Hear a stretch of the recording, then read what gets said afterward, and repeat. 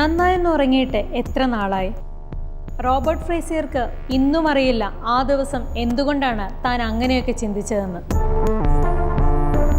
ആ ദിവസം, അതായത് 1963 നവംബർ 22, വാഷിംഗ്ടണിലെ FBI ആസ്ഥാനത്ത് പതിവ് പോലെ ജോലി തിരക്കിലായിരുന്നു ഫ്രേസിയർ. അന്ന് അദ്ദേഹത്തിന് പ്രായം 44. FBI തെളിവുകളായി പിടിച്ചെടുക്കുന്ന ആയുധങ്ങളും വെടിക്കോപ്പുകളുമെല്ലാം പരിശോധിക്കുന്ന ലീഡ് എക്സാമിനർ ആയിരുന്നു ഫ്രേസിയർ. ഉറക്കത്തെക്കുറിച്ച് ചിന്തിച്ചിരുന്ന അദ്ദേഹത്തിന് മുന്നിലേക്കാണ് FBIയുടെ ഉറക്കം മൊത്തം കെടുത്തിയ ആ വാർത്ത എത്തിയത്. പ്രസിഡന്റ് ജോൺ എഫ് കെന്നഡിക്ക് വെടിയേറ്റിരിക്കുന്നു. അധികം വൈകാതെ ഉച്ചയോടെ ആശുപത്രിയിൽ നിന്ന് ആ ദുഃഖവാർത്തയും എത്തി. കെന്നഡി കൊല്ലപ്പെട്ടിരിക്കുന്നു. ഫ്രേസിയർ ഉറപ്പിച്ചു, ഇനി ഉറക്കമില്ലാത്ത രാത്രികളാണ്. തൻ്റെ ഔദ്യോഗിക ജീവിതത്തിലെ ഏറ്റവും സങ്കീർണമായ കേസിലേക്ക് കാലെടുത്തു വെക്കുകയായിരുന്നു ഇതിലൂടെ അദ്ദേഹം.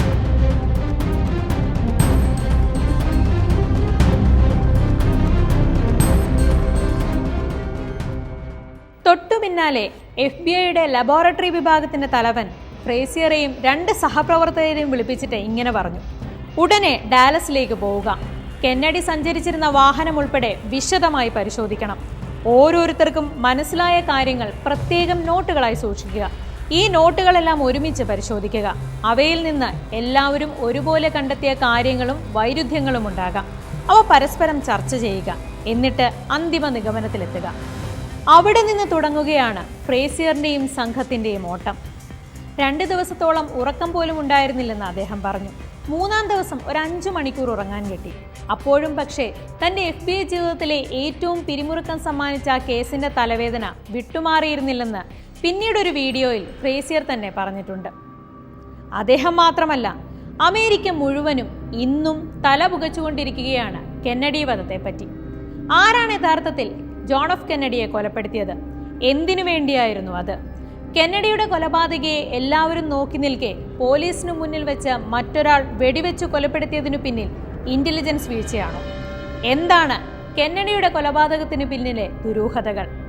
ഈ ചോദ്യങ്ങളിലേക്കാണ് US പ്രസിഡന്റ് ഡൊണാൾഡ് ട്രംപ് 2025 മാർച്ചിൽ 60,000-ലേറെ രേഖകൾ ഇറക്കിയത്.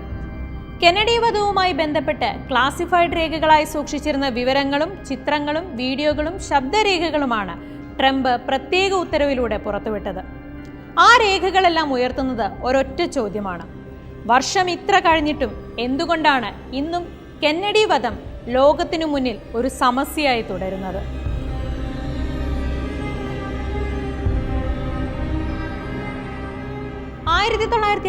നവംബറിൽ നടന്ന വാശിയേറിയ തെരഞ്ഞെടുപ്പിൽ എതിരാളിയായ റിച്ചർഡ് നിക്സനെ പരാജയപ്പെടുത്തിയാണ് അമേരിക്കയുടെ 35-ാം പ്രസിഡന്റായി ജോൺ എഫ് കെന്നഡി തിരഞ്ഞെടുക്കപ്പെടുന്നത്.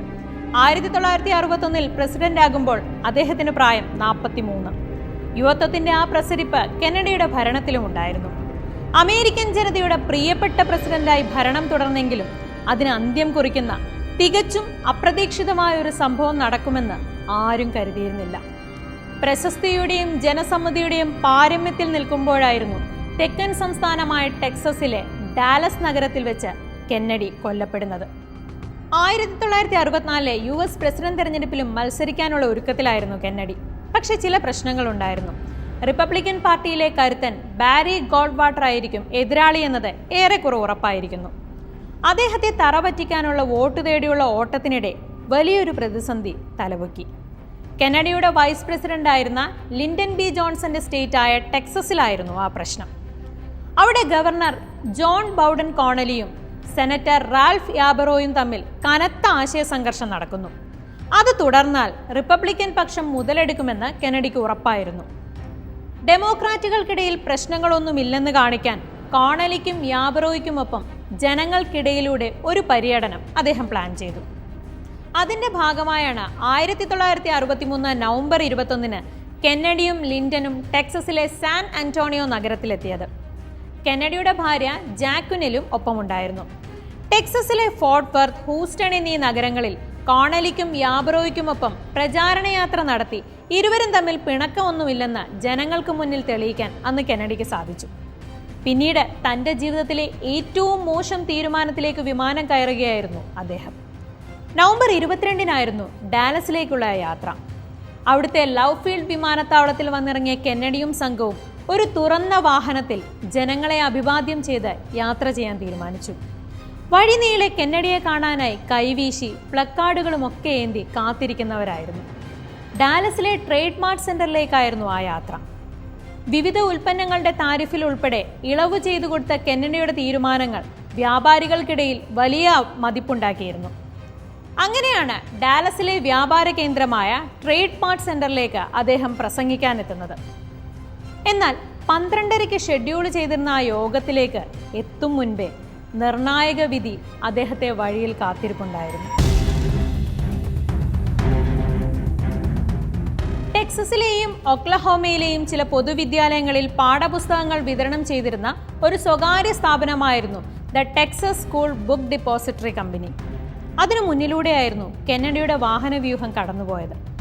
എന്നാൽ ഡിപ്പോസിറ്ററിയുടെ 6ാം നിലയിലെ തുറന്ന ജനാലകളിലൊന്നിൽ ഒരു നിറത്തോക്ക് കെന്നഡിയെ ലക്ഷ്യം വെച്ചിരിപ്പുണ്ടായിരുന്നു. 3 തവണ വെടിവെച്ച് കേട്ടു. കെന്നഡി വീണു. വധിക്കപ്പെടുന്ന 4ാമത്തെ അമേരിക്കൻ പ്രസിഡന്റ് ആവുകയായിരുന്നു അന്ന് അവിടെ അദ്ദേഹം.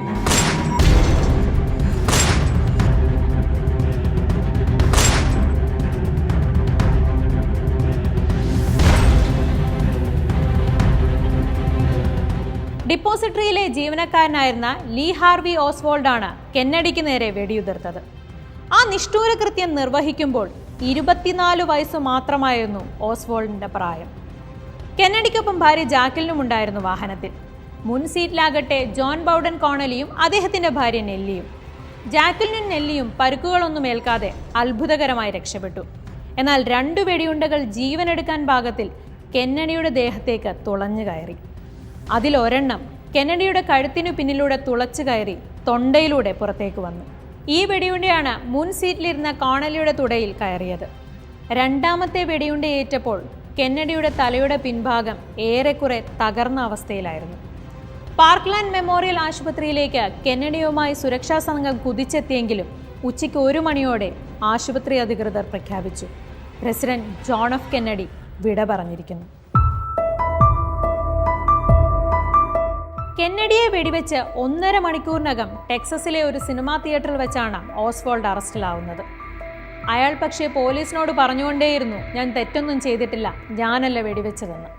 പക്ഷേ കെന്നഡിയെ വെടിവെക്കാൻ ഉപയോഗിച്ച തോക്ക് ഓസ്വാൾഡിൽ നിന്ന് കണ്ടെത്തി. അയാളുടെ വിരലടയാളങ്ങളും തോക്കിലുണ്ടായിരുന്നു.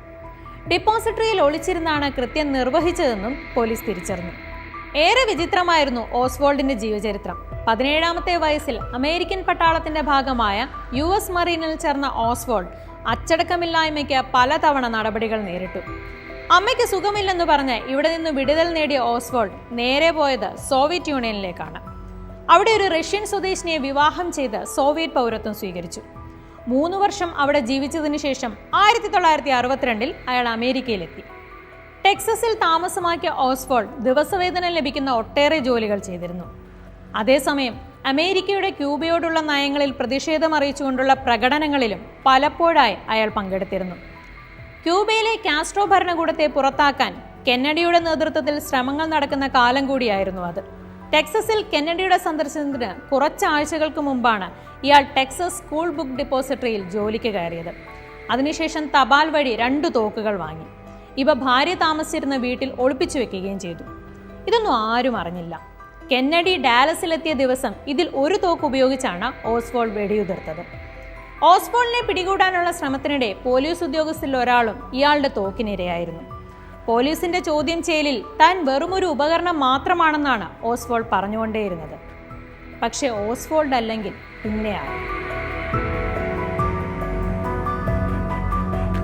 പ്രസിഡന്റിന്റെ കൊലപാതകയെ മണിക്കൂറുകൾക്കകം പിടികൂടിയ FBI ബുദ്ധിക്ക് കയ്യടികൾ ഏറെ കിട്ടി. എന്നാൽ അമേരിക്കൻ ചാരസംഘടനയെയും രഹസ്യാന്വേഷണ വിഭാഗത്തെയും നാണക്കേടിന്റെ പടുകുഴിയിൽ വീഴ്ത്തുന്നതായിരുന്നു പിന്നീട് നടന്ന സംഭവങ്ങൾ. പോലീസ് ആസ്ഥാനത്ത് നിന്ന് അതീവ സുരക്ഷയുള്ള ജയിലിലേക്ക് ഓസ്വാൾഡിനെ കൊണ്ടുപോവുകയായിരുന്നു. അമേരിക്കൻ ടെലിവിഷനിൽ ഇതിന്റെ ലൈവ് സംപ്രേഷണം നടക്കുന്നു. ആൾക്കൂട്ടത്തിനിടയിലൂടെ ഓസ്വാൾഡിനെ കൊണ്ടുപോകുമ്പോഴാണ് ഒരാൾ മുന്നോട്ട് കയറി വരുന്നത്. അയാൾ ജാക്കറ്റിനുള്ളിൽ ഒളിപ്പിച്ചിരുന്ന തോക്കെടുത്ത് തുടരെ വെടിയുതിർത്തു. എന്താണ് സംഭവിക്കുന്നതെന്ന് തിരിച്ചറിയും മുൻപേ തന്നെ പോലീസിനു മുന്നിൽ ഓസ്വാൾഡ് മരിച്ചു വീണു. പരിസരമാകെ ചോര നിറഞ്ഞു. നിശ ക്ലബ് ഉടമയായ ജാക്ക് റൂബി എന്നയാളാണ് ഓസ്വാൾഡിനെ വെടിവെച്ചു കൊലപ്പെടുത്തിയത്. കെന്നഡിയെ വധിച്ച കൊലയാളിയോടുള്ള പ്രതികാരമായാണ് ഈ കൃത്യം ചെയ്തതെന്നാണ് റൂബി അവകാശപ്പെട്ടത്.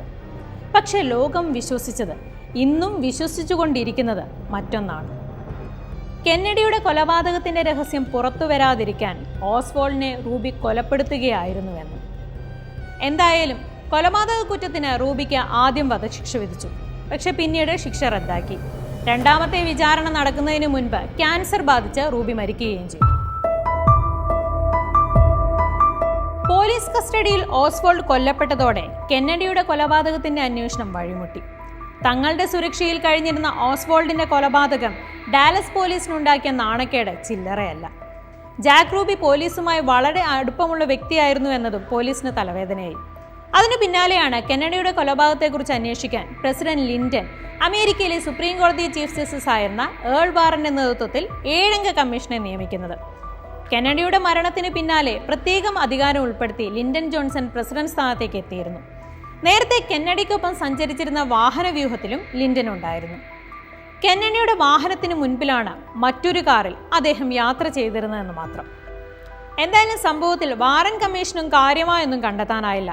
1964 സെപ്റ്റംബറിൽ കമ്മീഷൻ 888 പേജുകളും 26 വോള്യങ്ങളുമുള്ള അന്തിമ റിപ്പോർട്ട് സമർപ്പിച്ചു. ലീ ഹാർവി ഓസ്വാൾഡ്, ജാക്ക് റൂബിയോ പ്രസിഡന്റ് കെന്നഡിയെ വധിക്കാനുള്ള ആഭ്യന്തരമോ വിദേശമോ ആയ എന്തെങ്കിലും ഗൂഢാലോചനയിൽ പങ്കാളികളായിരുന്നു എന്നതിന് തെളിവുകളൊന്നും ഉണ്ടായില്ല. കെന്നഡി വധം ഓസ്വാൾഡ് ഒറ്റയ്ക്ക് നടത്തിയതാണ് എന്ന നിഗമനത്തിലേക്കാണ് കമ്മീഷൻ എത്തിയത്. അതോടെ വിവാദങ്ങൾ കൂടുതൽ ശക്തമായി. മാത്രമല്ല, പല ഭാഗത്തു നിന്നും നിഗൂഢ സിദ്ധാന്തങ്ങളും ശക്തിപ്പെട്ടുകൊണ്ടേയിരുന്നു. അമേരിക്കൻ മാധ്യമങ്ങൾ ഓരോ ദിവസവും പുതിയ കഥകളുമായാണ് രംഗത്തെത്തിയത്. യഥാർത്ഥ കുറ്റവാളികളെ ഒളിപ്പിക്കുകയാണെന്ന രൂക്ഷ വിമർശനം വരെ സർക്കാരിന് കേൾക്കേണ്ടിയും വന്നു. കെന്നഡിക്ക് വെടിയേറ്റ നവംബർ 22 വെള്ളിയാഴ്ച ഉച്ചയ്ക്കാണ് ഓസ്വാൾഡിനു മേൽ കുരുക്ക് വീഴുന്നത്. ഡാലസിൽ പോലീസ് സർജൻ JD ടിപ്പറ്റിനു മുന്നിൽ ഓസ്വാൾഡ് വന്നുപെടുകയായിരുന്നു. പിടിയിലാകുമെന്ന് ഉറപ്പായതോടെ ഓസ്വാൾഡ് വെടിയുതിർത്തു. വെടിയേറ്റ് ടിപ്പറ്റ് തൽക്ഷണം മരിച്ചു. എന്നാൽ അവിടെ നിന്ന് രക്ഷപ്പെടും മുൻപേ ഓസ്വാൾഡ് പോലീസിന്റെ പിടിയിലായി. കൂടുതൽ സുരക്ഷയുള്ള ജയിലിലേക്ക് ഇയാളെ മാറ്റേണ്ടതും അനിവാര്യമായി.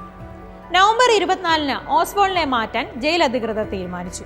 ആ യാത്രക്കിടയിലാണ് ഡാലസ് പോലീസ് താവളത്തിൽ വെച്ച് ഓസ്വാൾഡിന് റൂബിയുടെ വെടിയേൽക്കുന്നതും അയാൾ മരിക്കുന്നതും. ചോദ്യം ചെയ്യലിനിടെ ഓസ്വാൾഡ് ആവർത്തിച്ചുകൊണ്ടേയിരുന്ന ഒരു കാര്യമുണ്ട്: ഞാൻ ആരെയും വെടിവെച്ചിട്ടില്ല, ഞാൻ വെറുമൊരു ഇര മാത്രമാണെന്ന്. യഥാർത്ഥത്തിൽ ഓസ്വാൾഡിനെ ആരെങ്കിലും ഉപയോഗപ്പെടുത്തുകയായിരുന്നു? അങ്ങനെ ചിന്തിക്കാനും കാരണമുണ്ട്. അതിലൊന്ന്, ഓസ്വാൾഡിനെയും അയാളുടെ യാത്രകളെയും പറ്റി അമേരിക്കൻ ചാരസംഘടനയായ CIA നേരത്തെ തന്നെ അറിയാമായിരുന്നു എന്നതാണ്. എന്നാൽ ഈ വിവരങ്ങളെല്ലാം CIA മറച്ചുവെച്ചു. എന്തിനു വേണ്ടിയായിരുന്നു ഇത്? അവിടെയാണ് ഗാരി അണ്ടർഹിൽ എന്ന CIA ഏജന്റിന്റെ പേര് ചർച്ചയാകുന്നത്.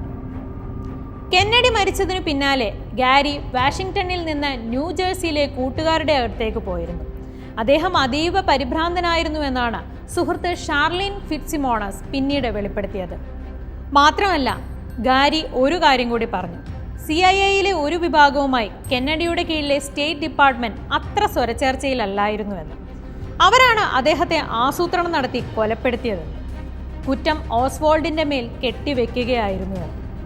ഗാരിയുടെ വെളിപ്പെടുത്തലുമായി ബന്ധപ്പെട്ട ദുരൂഹത കനക്കാൻ പിന്നെയും കാരണമുണ്ട്. ഈ വെളിപ്പെടുത്തൽ നടത്തി 6 മാസമാകുമ്പോഴേക്കും 1964 മെയ് 8 അദ്ദേഹത്തെ അപ്പാർട്ട്മെന്റിൽ മരിച്ച നിലയിൽ കണ്ടെത്തി. തലയ്ക്ക് വെടിയേറ്റായിരുന്നു മരണം. ആത്മഹത്യ ചെയ്യുകയായിരുന്നുവെന്നാണ് അന്വേഷണ റിപ്പോർട്ട്. ഗാരിയുടെ വെളിപ്പെടുത്തൽ സംബന്ധിച്ച വിവരങ്ങൾ ഉൾപ്പെടെയാണ് ഇപ്പോൾ ട്രംപ് പുറത്തുവിട്ട ഫയലിലുള്ളത്. ഇത് സംബന്ധിച്ച തെളിവുകൾ തേടി പല സ്വതന്ത്ര അന്വേഷകരും ഡോക്യുമെന്ററി സംവിധായകരും അലഞ്ഞിരുന്നു. അങ്ങനെയാണ് മറ്റൊരു കാര്യം കൂടി തിരിച്ചറിയുന്നത്: കെന്നഡിയെ കൊലപ്പെടുത്തുന്നതിനു മുൻപേ തന്നെ ഓസ്വാൾഡിനെ CIA അറിയാമായിരുന്നു എന്നതാണത്. കൊലപാതകത്തിന് മുൻപ് ആഴ്ചകളുടെയും മാസങ്ങളുടെയും ഇടവേളകളിൽ CIA FBI ഓസ്വാൾഡിനെ സൂക്ഷ്മമായി നിരീക്ഷിച്ചിരുന്നു. കെന്നഡി വധിക്കപ്പെടുന്നതിനു മുൻപ് മെക്സിക്കോ സിറ്റിയിലെ സോവിയറ്റ് ക്യൂബൻ എംബസികളിൽ ഓസ്വാൾഡ് സന്ദർശനവും നടത്തിയിരുന്നു. ഇക്കാര്യം ഒരു CIA ഉദ്യോഗസ്ഥൻ മേലധികാരികളുടെ ശ്രദ്ധയിൽപ്പെടുത്തുകയും ചെയ്തിരുന്നു. 1962 ഡിസംബറിനും 1963 ജനുവരിക്കുമിടയിൽ ഈ 2 എംബസികൾ തമ്മിൽ ടെലിഫോൺ വഴി നടന്ന ആശയവിനിമയങ്ങളും CIA ചോർത്തി. എന്നാൽ ഇക്കാര്യങ്ങളൊന്നും വാറൻ കമ്മീഷനു മുന്നിൽ വെളിപ്പെടുത്തിയതുമില്ല. ഓസ്വാൾഡിനെ രേഖകൾ സഹിതം പിടികൂടുന്നതിൽ തങ്ങൾ പരാജയപ്പെട്ടത് പരസ്യമാവുമെന്ന് രണ്ട് ഏജൻസികളും ഭയപ്പെട്ടതാകാൻ കാരണം. വാറൻ കമ്മീഷന്റെ കണ്ടെത്തൽ വെള്ളം തൊടാതെ വിഴുങ്ങാൻ അമേരിക്കൻ ജനതയിലെ വലിയൊരു വിഭാഗവും ഒരിക്കലും തയ്യാറായിരുന്നില്ല.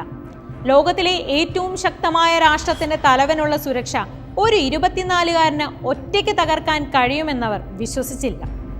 അതിനോടൊപ്പം പോലീസ് പിടികൂടിയ പ്രതി കൊല്ലപ്പെട്ടതും സംശയമുണർത്തി. രഹസ്യാന്വേഷണ ഏജൻസികളും വാറൻ കമ്മീഷനും കള്ളക്കഥ മെനഞ്ഞുണ്ടാക്കിയതാണെന്ന് അമേരിക്കൻ ജനത വിശ്വസിച്ചു. അതിന് കാരണങ്ങൾ പിന്നെയും ഉണ്ടായിരുന്നു. പ്രസിഡന്റ് കൊല്ലപ്പെട്ട സ്ഥലത്തെ ദൃക്സാക്ഷികളുടെ മൊഴിയിൽ റോഡിന്റെ മറുവശത്തുള്ള പുൽമേട്ടിൽ നിന്ന് പുകയുയരുന്നത് കണ്ടതായി പറഞ്ഞിരുന്നു. പരിസരത്ത് മറ്റു ചിലരെയും തോക്കുമായി കണ്ടെന്നും മൊഴികൾ വന്നു. ഓസ്വാൾഡ് വെടിവെച്ചു എന്നത് സത്യമാണ്. എന്നാൽ കെന്നഡിയുടെ ജീവനെടുത്ത വെടിയുണ്ട വന്നത് മറ്റൊരിടത്ത് നിലയുറപ്പിച്ചിരുന്ന മറ്റൊരു കൊലയാളിയുടെ തോക്കിൽ നിന്നാണെന്ന തിയറിയാണ് ഒട്ടേറെ പേർ വിശ്വസിക്കുന്നത്. പ്രസിഡന്റിന് വെടിയേൽക്കുന്നത് അബ്രഹാം സപ്രുഡർ എന്നയാളുടെ ക്യാമറയിലും പതിഞ്ഞു. ഈ ദൃശ്യങ്ങളിൽ വെടിയേറ്റ കെന്നഡി പിന്നിലേക്കും ഇടതുവശത്തേക്കുമാണ് വീഴുന്നത്. വെടിയുണ്ട മുന്നിൽ വലതുഭാഗത്ത് നിന്ന് വന്നാൽ മാത്രമേ ഇങ്ങനെ സംഭവിക്കൂ എന്നാണ് പറയപ്പെടുന്നത്. എന്നാൽ വാഹനവ്യൂഹം സഞ്ചരിച്ച റോഡിന്റെ ഇടതുഭാഗത്തായിരുന്നു ഓസ്വാൾഡ് ഒളിച്ചിരുന്ന ടെക്സസ് സ്കൂൾ ബുക്ക് ഡിപ്പോസിറ്ററി കെട്ടിടം. ഇതെല്ലാം ഓസ്വാൾഡിന് പുറമെ വേറൊരാൾ കൂടി കെന്നഡിക്ക് നേരെ വെടിയുതിർത്തു എന്ന വാദത്തിന് ശക്തി കൂട്ടി. ആരായിരുന്നു ആ രണ്ടാമൻ എന്ന ചോദ്യത്തിനും ഇതുവരെ ഉത്തരം കിട്ടിയില്ല. അഥവാ അങ്ങനെ ഒരാൾ ഉണ്ടായിരുന്നു എന്ന ചോദ്യവും സംശയനിഴലിലാണ്. സോവിയറ്റ് യൂണിയനുമായുള്ള ഓസ്വാൾഡിന്റെ ബന്ധം കാരണം സംശയത്തിന്റെ ആദ്യ മുന നീണ്ടത് സോവിയറ്റ് യൂണിയനിലേക്കും അവരുടെ ചാരസംഘടനയായ KGBയിലേക്കുമായിരുന്നു. എന്നാൽ ഇതിനെ പിന്തുണയ്ക്കുന്ന യാതൊരു തെളിവും അന്വേഷണ ഏജൻസികൾക്ക് ലഭിച്ചില്ല. പിന്നാലെ അമേരിക്കയിലെ അധോലോകമാണ് കെന്നഡി വധത്തിന് പിന്നിലെന്ന കഥകളും ഉയർന്നു. റോബർട്ട് കെന്നഡി മാഫിയ തലവന്മാർക്കെതിരെ എടുത്ത ശക്തമായ നടപടികൾ കൊലപാതകത്തിന് കാരണമായെന്ന സിദ്ധാന്തത്തിന് നല്ല പ്രചാരം ലഭിച്ചു. ഓസ്വാൾഡിനെ വധിച്ച ജാക്ക് റൂബി അധോലോക ബന്ധമുള്ള ആളാണെന്നതും ഇത്തരം കോൺസ്പിറസി തിയറികൾക്ക് ബലം നൽകി. എന്നാൽ ഔദ്യോഗികമായും അനൗദ്യോഗികമായും നടന്ന ഏതാണ്ട് എല്ലാ അന്വേഷണങ്ങൾക്കും കൃത്യമായ ഒരു ഉത്തരം ഇതുവരെ നൽകാനായിട്ടില്ല എന്നതാണ് സത്യം. അതിനാൽ തന്നെയാണ് ലോകത്തിലെ ഇനിയും തെളിയിക്കാനാകാത്ത ഏറ്റവും വലിയ കുറ്റകൃത്യങ്ങളിലൊന്നായി ഇന്നും കെന്നഡിയുടെ കൊലപാതകം തുടരുന്നത്.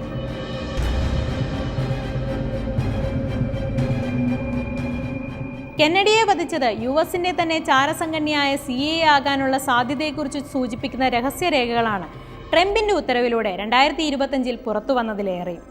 US national archives and records അഡ്മിനിസ്ട്രേഷന്റെ വെബ്സൈറ്റിലുള്ള ഈ രേഖകളിന്മേൽ സ്വതന്ത്രാന്വേഷകർ മാത്രമല്ല, task force on the declassification of federal secrets എന്ന ഔദ്യോഗിക വകുപ്പും വിശദമായ പരിശോധന നടത്തുന്നുണ്ട്. ലോകത്തെ ഞെട്ടിക്കുന്ന വിവരങ്ങളുമായി വരുമെന്നാണ് അന്വേഷണത്തിനു മുൻപേ തന്നെ ടാസ്ക് ഫോഴ്സ് വ്യക്തമാക്കിയിരിക്കുന്നത്. രഹസ്യരേഖകളുടെ ആ കൂടാരത്തിനുള്ളിൽ നിന്ന് സത്യം പുറത്തു വരുമോ? ലോകം കാത്തിരിക്കുകയാണ് അതിനായി.